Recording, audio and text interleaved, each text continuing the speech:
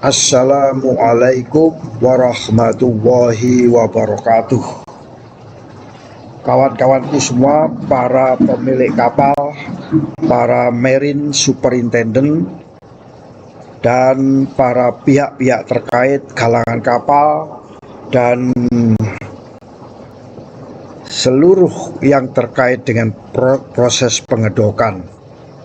Kali ini saya akan berbagi tentang salah satu area yang berpotensi terjadi kecurangan, ya. Area yang berpotensi terjadi kecurangan. Apa saja sih area-area yang pasti atau kemungkinan dan biasa dilakukan oleh praktek-praktek di lapangan? Yang pertama yang saya garis bawahi yaitu proses pekerjaan sandblasting, ya. Proses pekerjaan sandblasting itu menyangkut luasan, ya, menyangkut luasan, di mana pihak galangan akan menentukan luasan. Pihak OS atau Marine Superintendent juga menghitung luasan. Hal ini berpotensi terjadi perbedaan dan juga berpotensi kecurangan. Ada yang menyatakan lebih, ada yang mengatakan kurang. Ya, misalnya juru ukur di satu perusahaan galangan menentukan ukurannya 100 meter persegi. Sementara menurut Marine Superintendent atau OS 95 meter persegi. Inilah terjadi selisih pengukuran daripada area sandblasting. Ini akan menjadi titik awal akan ditemukannya kecurangan, entah itu kecurangan dari pihak galangan kapal atau kecurangan daripada pihak Marine Superintendent. Upayakan kita mengukur dengan sedetail-detailnya atau sewajar-wajarnya, tidak ditambahi dan tidak dikurangi. Yang kedua terkait dengan standar atau kualitas. Ini kadang-kadang tekanan tidak sesuai dengan yang dipersyaratkan. Misalnya untuk plat lambung yang akan dicat dengan anti korosi harus menggunakan SA 2,5, ternyata dilakukan dengan di bawah itu sehingga tidak memenuhi standar. Ini bisa terjadi kecurangan, ya. Lah, untuk mencegahnya itu, ya, ada strategi pencegahannya, yaitu kita harus menghadirkan perwakilan teknis yang mengerti tentang proses sandblasting. Sebelum dilakukan sandblasting, saat dilakukan sandblasting, berapa sudut yang harus dipenuhi dan lain sebagainya. Itu potensi kecurangan yang pertama. Potensi kecurangan yang kedua yaitu namanya penggunaan cat. Ya, penggunaan cat. Ini yang dimaksud bukan cat palsu, ya, cat yang tidak sesuai dengan ketentuan, ya. Cat yang tidak sesuai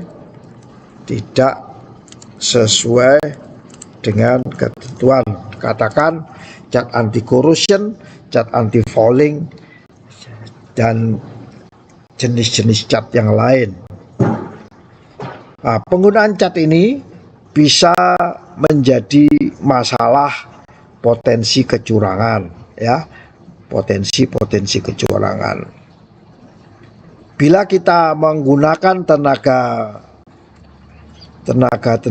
aplikator atau supplier, juga bisa terjadi potensi kecurangan. Misalnya harusnya harganya sekian, misalnya 3 juta, ternyata dikurangi solid volume ya,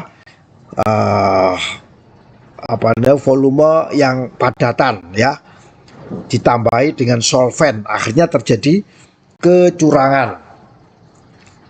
Nah, kecurangan ini bisa dilakukan dengan strategi pencegahan, yaitu cek kemasan pail ya, kemasan kalengnya kita cek lagi itu.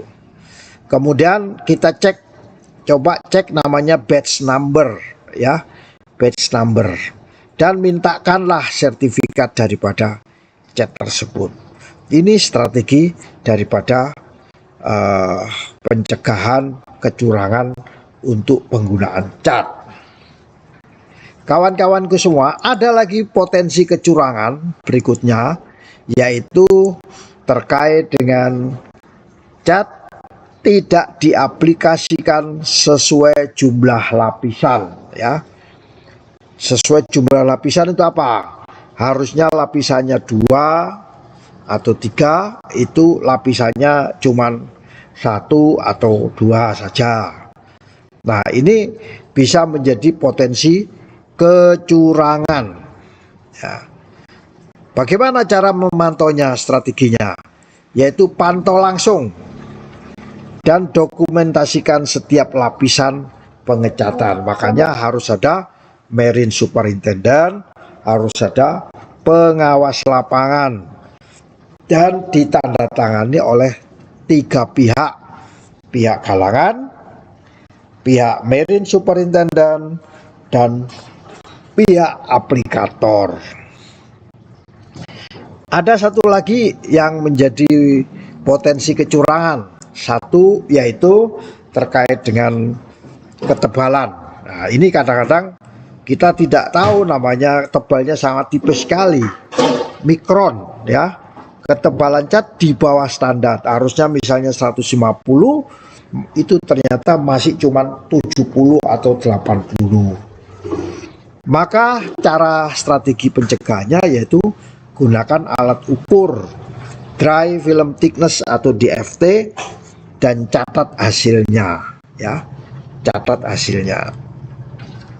Nah, ada lagi yang namanya kecurangan, potensi kecurangan yang berikutnya yaitu pekerjaan fiktif, pekerjaan yang tidak dikerjakan tetapi ditulis dikerjakan, atau pekerjaan setengah jalan. Nah, ini menjadi pekerjaan atau potensi yang kecurangan ya.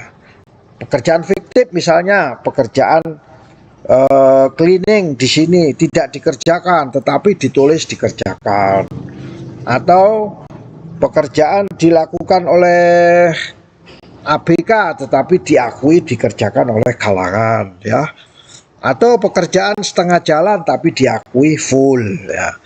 Maka cara strategisnya yaitu dokumentasikan foto harian. Oleh karena itu kita perlu memasukin tangki, memotret setiap hari sebelum dikerjakan, proses pengerjaan dan akhir pekerjaan. Itu ada namanya dokumentasi foto. Verifikasi dari marine superintendent. Nah, di akhir suatu pekerjaan biasanya marine superintendent akan memeriksa hasil daripada pekerjaan tersebut, baik yang dikerjakan oleh galangan maupun dikerjakan oleh vendor maupun vendor internal dari galangan kapal itu sendiri. Demikianlah kira-kira sesi pertama potensi kecurangan yang biasa dilakukan saat pengedokan kapal. Demikian, semoga bermanfaat. Wassalamualaikum warahmatullahi wabarakatuh.